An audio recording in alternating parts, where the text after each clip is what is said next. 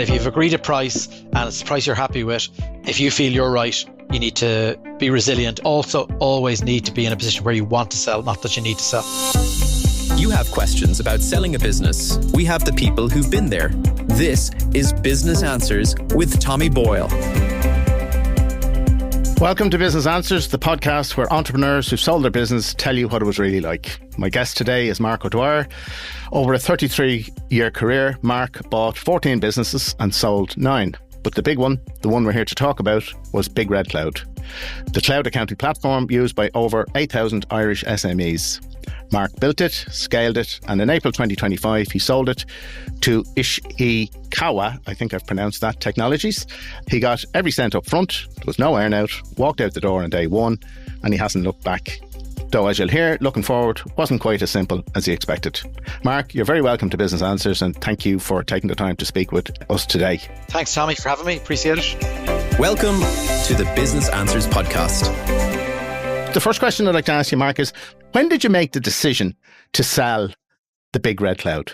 I think the moment I decided to sell, what the tipping point was, I had been in the ring with Mike Tyson on several occasions. I can't specifically remember what it was, but it was a major blow that, I said, you know what, there's more to life than this. And I don't really want to be continuing on this journey when I feel somebody else can take up the baton, put more investment into the business and grow it. So I'd got a little bit tired, and it was that last blow that said, let's just sell it. Porrick agreed with me. Now, I would say Porrick is still with the business, guys. So he still has a son doing his leaving cert. And so he wanted to stay with the business. He really feels it's still his baby, but he's gone from a shareholder and director to an employee. The accountant and the bookkeeper, accounts clerk, both took redundancy. So Porrick has now got the job of doing all the accounts, which is quite a big job within Big Red Cloud. But he stayed on. But that tipping point was enough for myself and Porrick to say, let's move on. Let's try and move this business to somebody who will take on the honour of Big Red and honour that and the customers and look after the customers. And Stuart from Ishikawa has done exactly that, to be fair to him, and customers are all still happy. And had you other shareholders to consider in that, or was it your own decision? Tommy, I own 90% of the business. However, my business partner, Porrick Nolan, owned 10%. So it was our decision. Okay. That was an easy decision for both of you? It was easier for me, Tommy. Yeah. Porrick was the brains of the Big Red Cloud. I was the brawn, the marketing, the sales, all the other administration. Yes. But Porrick, being a chartered accountant and a technical background, had written Big Red Cloud. So he saw that as his baby. So it was a more difficult decision for Porrick to make, but one that he did want to do. It was a joint, agreeable decision in the end. And was it, Marc, that you felt, I've taken this as far as I can go, or it needs new energy, or it needs new investment, or I'm just fed up with this, I'm just tired, or what was the reasoning behind that? Because it was and is a very successful business. Obviously, I'm sure it was giving you a good lifestyle. And then just to say, okay, I've had enough. What was the thinking behind that? And how did your family feel about that? It was really a mix of all them, Tommy. The product is ripe to internationalize. I really didn't have the motivation to jump on a plane at this age and take that challenge on. It did need investment at the time. We had got investment before from Dunport Capital, and that had helped us grow the business to the point that it was very, very profitable and ready to be sold. And it needed an injection of new energy and new thought. And with AI come along, I just thought somebody younger that has those key skills would be able to take up the baton and take over the Big Red Cloud. I felt when I took it over from the owners of Big Red Book that I was taking on, a legacy product. I was taking on something that had been in the Irish business industry for a number of years, and I felt obliged to make sure that I passed that on to somebody who would do the same and grow it even bigger, hopefully, than what I had. So it was really a collective of all those things, Tommy. My family happy to back me in whatever decisions I made anyway. I had really probably had enough. I was coming up to be going to be 60 in January 2025. So timing was just perfect. When that decision was made and both of you had agreed on it, what was the first thing you did then? Who were the first people that you went to, or how did you start the sale process? So we regularly got reached out to by companies that were interested in Big Red Cloud. I mean, that happened once, twice, three times a week and ignored them in the Really, main. that often, Mark? Yeah. 3 times a week, Yeah. would you? Wow. Yeah. Wow. At least. Wow. Now, some of them were, weren't even worth replying to. Other people we kept on ice, Tommy, just we thought they might be potential. Yes. I thought, coming from a background of sales, that I'd have no problem selling the business myself. But I very quickly realized that you do need the professionals when you're selling your life's work and what you've put together for so many, many years. So being a business broker myself as well, I'm not going to disagree with you on that one, Mark. Oh, no, 100%. Yeah. There's a role involved. You guys know what you're doing. It's a really important role. It's really important that you get on well with your broker and that there's a good relationship there, because there's going to be late nights, going to be early mornings, and you need to have full trust. In both parties need to have full trust. So you need to have trust that these companies engage with you is not going to pull the tab halfway through. And likewise, the company that's been sold, they need to have to trust that you are going to be able to do the job for them. So I guess we looked around and saw who we could potentially use. And that was the first step. Then the second step was to get our own house in order. Now, being an accounting software business, Tommy, our accounts were always at the cutting edge. We always had management accounts within 4 days of the month end. We were on top of all our KPIs. And so that wasn't really a difficult job for us to do. The other job to do is obviously get all the legal stuff in line and to make sure that is all in proper order for when you decide to go. And then you produce obviously a teaser document, and then a full IM. So you throw out the teaser and see, that's like throwing out your fishing net and see if you get a couple of fish. And then when you get the couple of fish, then decide who you think would be good partners and get the IM out to them.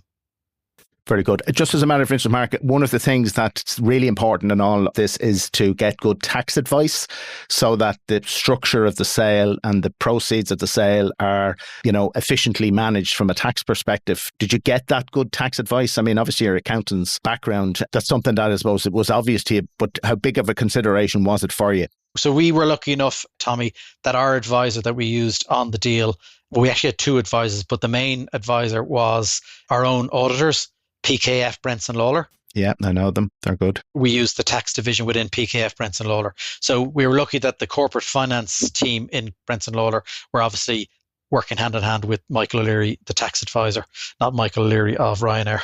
Gotcha. Yeah. Very good. Very good.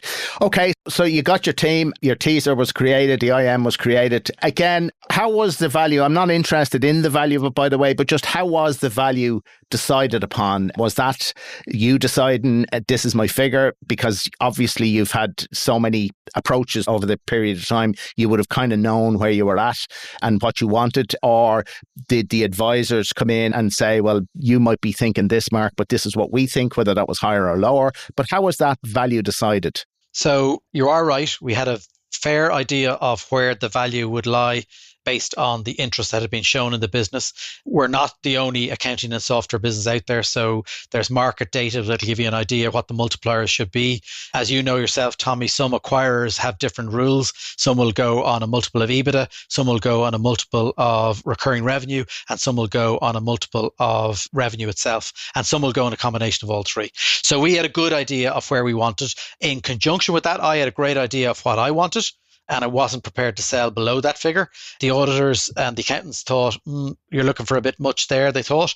But they said, look, if that's where you feel the figure's at, we will support you in whatever way we can to achieve that figure. Very good. So you're on your journey now. You're going to market. What was your biggest fear at that point, Mark? The biggest fear was that the deal would fall through and I wouldn't get the figure that I had in my head, because I told my wife what we were going to get and she didn't really believe me at the time. She thought that was just no way, it's not going to happen. So my biggest fear was not getting the figure and not getting the structure that I had hoped for. And over the period of time, how long, by the way, did it take from getting, we'll say, the IM created to the actual conclusion of the sale? How long did that actually take in months? Are you talking about the final, when we did the deal? Are you talking about the 2 or 3 other iterations that we had along the way from 2021 on? There was a few suitors, Tommy. Yeah, okay. My understanding, and again, correct me, my understanding is that the suitors, you hadn't gone to market at that point. So I'm really interested in the point that you actually went to market, because these other suitors had approached you, if I'm not mistaken. Whereas toward the end, then you decided, okay, let's go to market. So it was when you went to market, that period of time, and you created the IM and you said, we're going to market now. How long did it take from that point to getting the sale completed?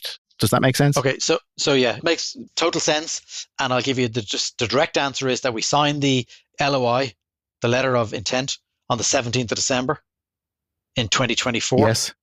And we closed the deal on the 4th of April, 2025. Okay. And not an awful lot went on over Christmas. And how many sleepless nights did you have in that process, and how demanding was it on you and Pádraig and your family?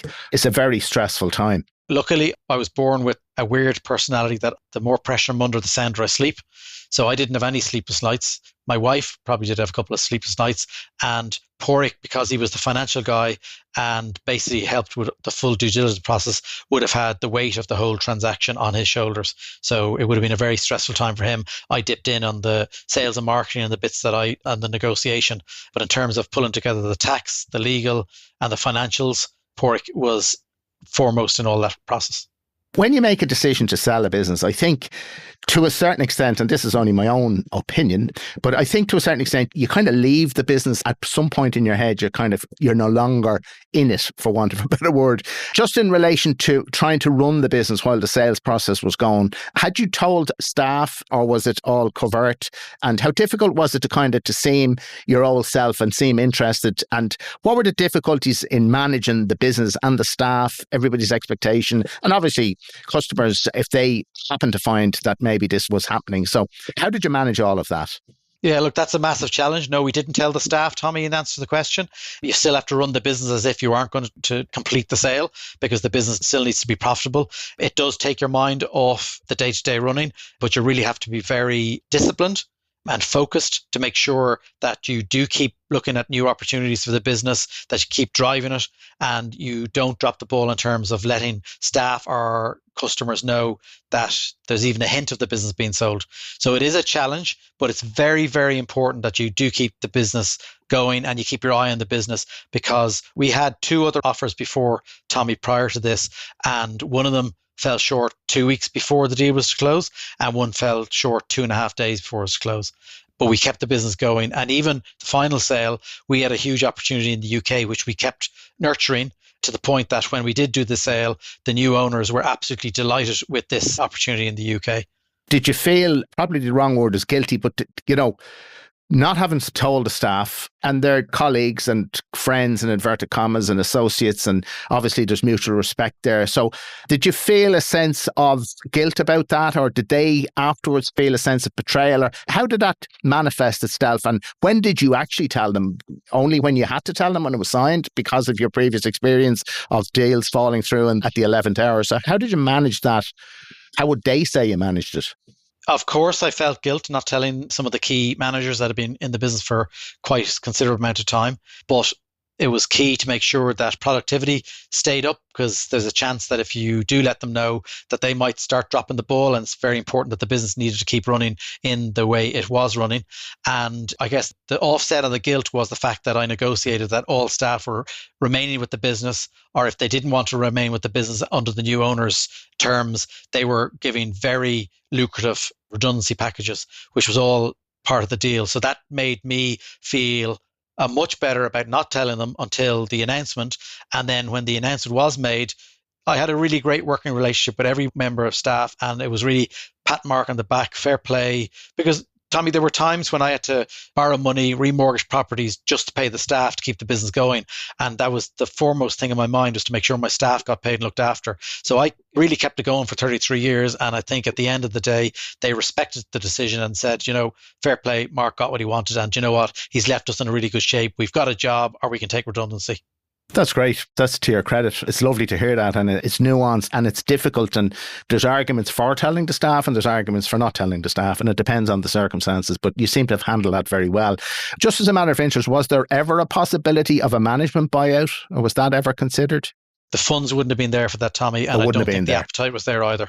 Yeah. I'm fascinated a little bit that you were walked up the aisle and jilted twice prior to that. I mean, just tell me a little bit about how you coped with both of those situations. As you say, this is a business you put your heart and soul into. You had scary times, you had to find the wages from some place, from your own resources, obviously the impact on your family and your wife and all of that. So then you're in a situation, the first time and someone's buying it, you've agreed to sell. And then what did you say? 2 months before they pull out, and then another attempt and 2 hours or 2 days before. How did you cope with all of that? And how did that impact your relationship with Pádraig in particular? Because he was a co-shareholder as well. I mean, he was suffering as well as you. How did you manage all of that? They are not easy times, Tommy, I can assure you. And it's down to resilience. You had so many blows before over the years. You get to know how to deal with bad times and disappointing news. They were extremely disappointing. Myself and my wife we'd gone past doing the deal, and we had thought about, holidays or, maybe a new house, and we had gone to that stage. So when the first one happened 2 weeks beforehand, it was very, very upsetting time, but it's a case of just dusting yourself down and getting back on the horse. And then the 2.5 days beforehand, that was even worse. You were in the 11th hour. They appointed a new managing director, and they decided that wasn't the area that they wanted to go. It was a payment processing company that realized how much potential there was within the customer base within Bigger Cloud, and that's why they were buying it.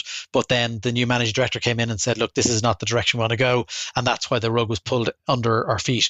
But they're very, very difficult times. Thankfully, I hadn't told my 4 daughters that we were doing this deal, and it was literally just myself and my wife. So after that, she said, Mark, we're not going to assume that this deal is ever going to be done until the money is in the bank. And we took that attitude from that point on.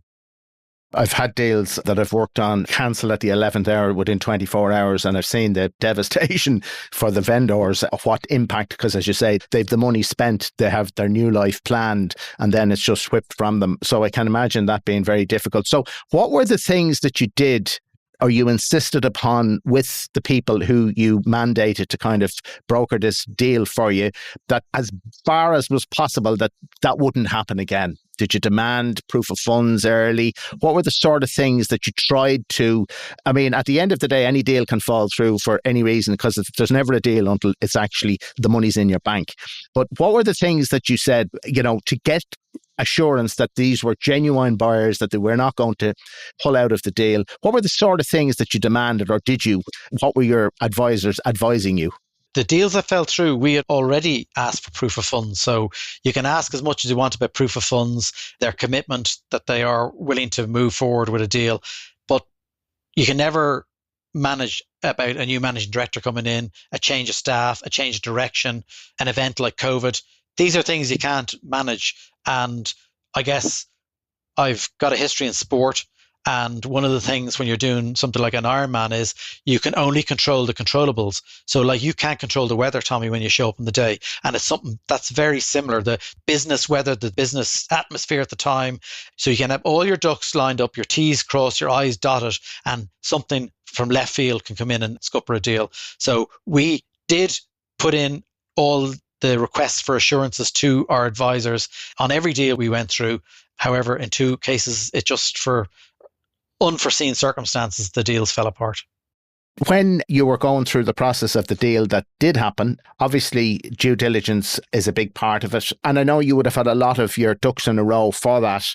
But how did that process go with the eventual purchasers of the business? So Ishikawa got the funds from Melior Equity Partners, and they used 2 sets of due diligence experts, both on the legal side and on the finance side.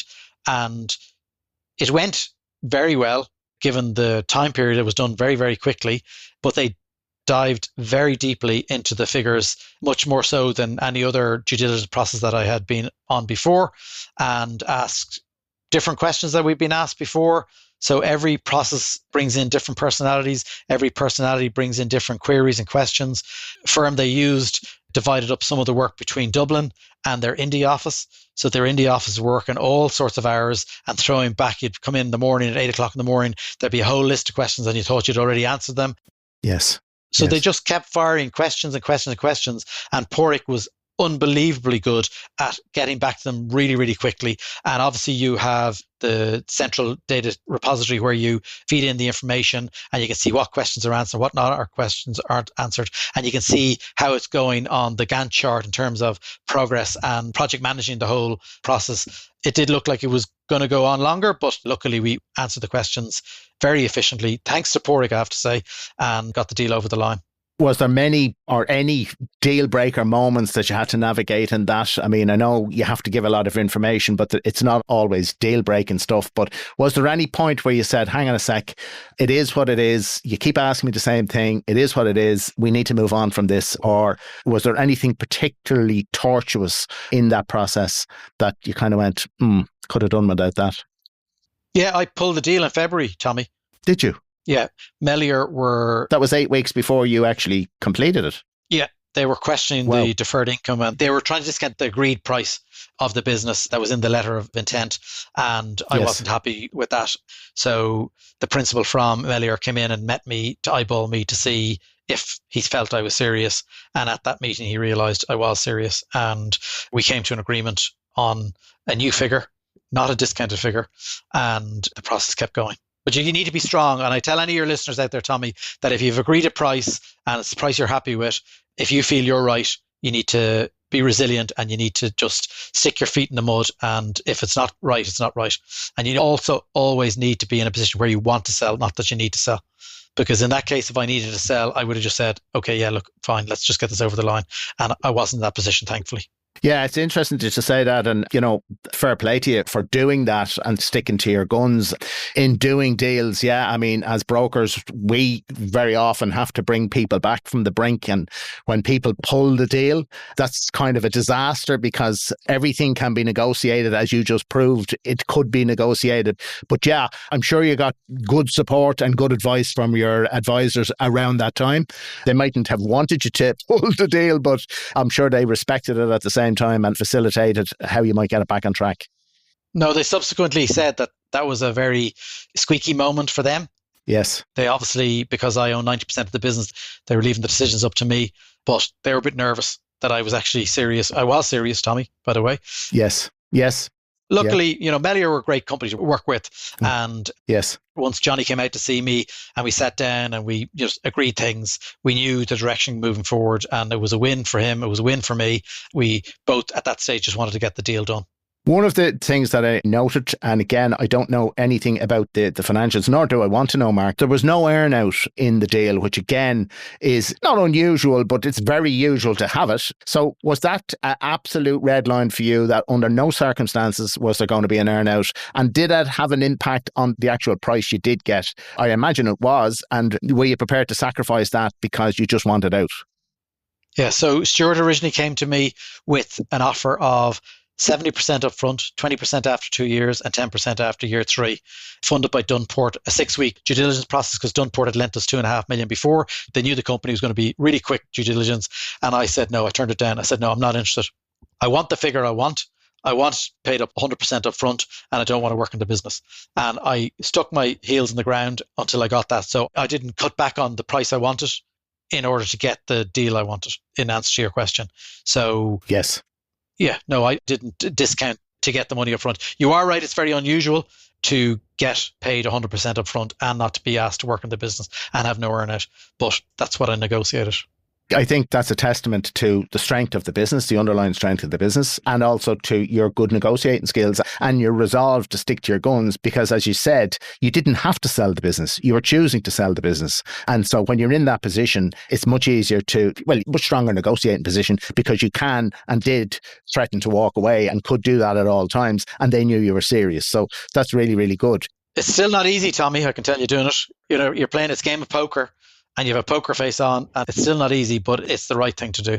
You did really well. I have to commend you on that. The night the deal was closed, what did your wife say to you? She couldn't believe it. Like, honestly, you know, it's a defining moment in your life, Tommy, when you've built a business for 33 years and you end up getting the price and the structures you want. And when you've been let down on more than one occasion before, it's kind of a surreal situation that you actually, you know, you're pinching yourself, this has actually happened. And even the next day and the week after that, it was like, this is just unbelievable. It's an incredible feeling. And yeah, she was very proud of me.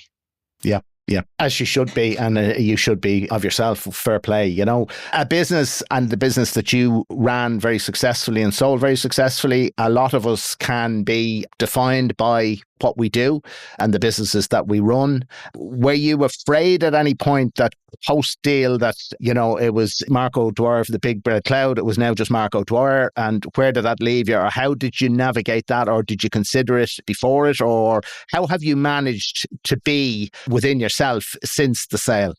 I had no preconceptions lined up in my brain or my emotions because we had been let down before, Tommy.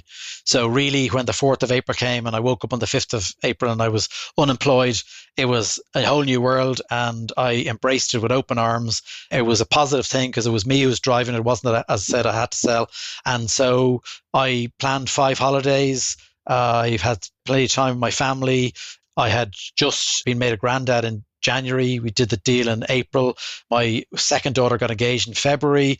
I went on 5 holidays. 2 of them were with the family, which was fantastic.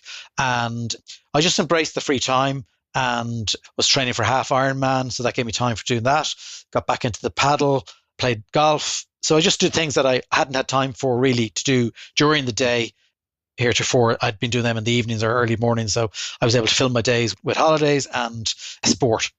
What has surprised you, I suppose, about how this newfound wealth has changed your relationships? That's interesting. Well, the fact that I never have to work again and never have to worry about money is fantastic. Not that I ever did. As I mentioned earlier on in this podcast, I do sleep sounder the more pressure I'm under. And at any point in time when I had the SAP business, we were owed 2.5 million. And I'd be snoring my head off, no problem. So it's a kind of an unusual feeling where you don't have to worry about money. I have 4 daughters. I'm now in a position to be able to help them get on the property ladder, it's a very proud thing for me to be able to do. So I don't know. I guess people kind of look at you in a different way. I feel I'm the same. I mean, only the other day, my youngest daughter, who's a graduate in CRH, had to change 4 tires on her car, and she was quoted 115. I said, Georgia, you'll get them cheaper. And she said, Dad, like it's just easier. It's in at the garage. I said, no. I said, you know, even if you got 15 euros per tire cheaper, that's 60 euros in your pocket. And she goes, oh, really, Dad? And I said, yeah. I ended up getting them for 80 euros each. So saved her 140 euros. And I said, there you go. And then I rented one of those go-car vans the other day to move stuff out of my old office. And I put 10 euros into it inadvertently because actually there's a petrol card in the van and you can claim it back. So she came into the kitchen the other day and I was taking a photograph of the receipt. She goes, what are you doing? I said, I'm claiming back the 10 euros I put in the van. She goes, oh, for God's sake, Dad, you can afford that. I said, that's not the point.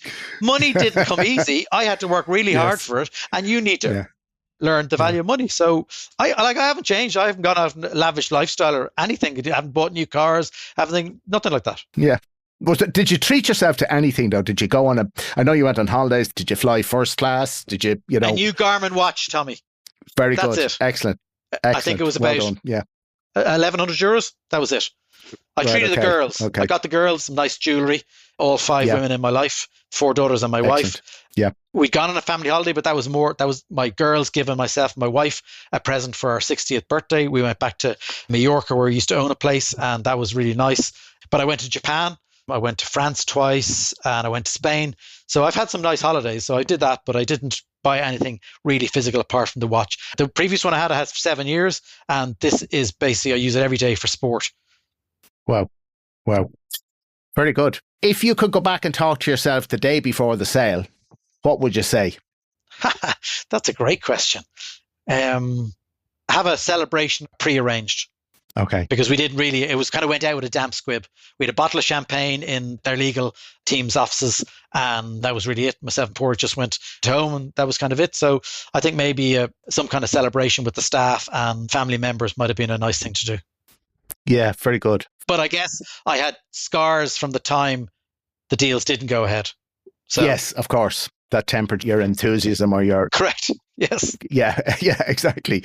So I suppose this is kind of a double-edged question, like in terms of what could or should or would you have done differently? But really, I'm really asking you, what advice would you give people who are listening to this and they're considering selling? Like, what are the couple of big do's you would say, and maybe what are a couple of the big don'ts? Oh, the do's are have all your legal, tax and financial information up to date on a regular basis. You never know when somebody might come knocking on your door looking for your business. And the more prepared you are, the better the chance you are of getting the price that you want. That's the do. The don'ts are, don't waver from the figure that you want. Don't be afraid to negotiate strongly and be determined to get the outcome that you're looking for. And never be afraid to walk away if the deal is not right. In doing some research before you came on, I was interested that you had mentioned that you used the Jack Black Mindstorm method to visualize your ideal exit. What is that all about, Mark? I'm not familiar with that. What is that? So Jack Black has a program called Mindstorm, where you build your ideal house in your head. And you enter the house. Before you enter the house, you meet all your loved ones there to greet you, go into the house. And within the house, then you have 2 rooms initially. The first room is like a boardroom, where at that board table, you put people that you have admired in your life. So it could be Nelson Mandela, it could be Richard Branson, it could be anybody like that. And whatever you're in thought about at the time, you start asking them what they would do in the given situation. So that's the first room. So really, it's a little bit mad. You see Nelson Mandela talking back to you as to what he'd do in the given circumstance. And the other room is a cinema room, Tommy. And in that cinema room, you have 3 massive big screens and 1 seat. You go and sit in the seat. You have the issue or the challenge that you're faced at the moment. But that's in the middle screen. On the left-hand side is how it built up to that challenge. And on the right-hand side, you have the solution to the problem. Wow. So I'll give you a real life working example of how that worked for me. I poached a girl from another company before, and I knew she was at that point in her life where she got engaged, she was buying a house, she was saving for a mortgage, and I brought her from a different industry into a software sales industry. And after a number of months, she just wasn't working out. So when she's not working out, she's not earning commission. If she's not earning commission, she's not going to get the mortgage she wants. And I really needed to let her go, but I had poached her and I felt responsible for doing that. So I went into the room, my house in the Jack Black scenario. I envisaged her coming and offering her notice to me. And the next day I got a phone call from her and she rang. She said, "Look, Mark, can we meet for coffee outside the office? I don't want to go to the office." I said, "No problem, whatever else." Went and met her for the cup of coffee. And she goes, "Look, I hate to do this to you, but I want to have my notice in." And I said, "Okay, no problem. That's fine." And I was going to go, "Yee-hoo!" Yeah. It actually worked. So, and I've done it on a number of other occasions, and I visualized the price I wanted for my business, and I visualized the exit and the structure I wanted, and I ended up getting it. Now, that is unusual, Tommy, and you've said it before. It is unusual. I am very lucky. I don't take that for granted. So I don't people think that he's really cocky. It's not the case. I got lucky, and sometimes in business you need luck. And on my exit, I got luck. After 33 years of your phone ringing and, checking your email, what's the longest you've gone without looking at your phone since you left that business? Yeah, it's unusual. You're right. You come from a high of all that busyness, all the emails, all the phone calls to it peters out completely. So it is unusual, but you just have to embrace other things and understand that that was your decision. If it wasn't my decision, it'd be different. But because it was my decision, it's a much easier situation to handle. So, but I make myself busy. I put a post up on LinkedIn about it, and thankfully it had 114,000 views. I've had people reach out to me every week, I guess, since for different things. I'm advising a few people. I'm advising a few startups. I'm advising a startup private equity firm. I'm starting up a new business at the end of May. I'm looking at getting involved in a web design digital marketing agency. So I could make my phone busy again, Tommy, if I wanted. Yes, but yes. I want to make it busy to a certain extent, if that makes sense. I don't really want to go back to where I was. And I suppose in summary then, the journey that you've been on for the 33 years, the highs, the lows, and then the eventual glorious exit, what difference has it made to your life? I know you've kind of indicated, but what would you say in summary it has made to your life now?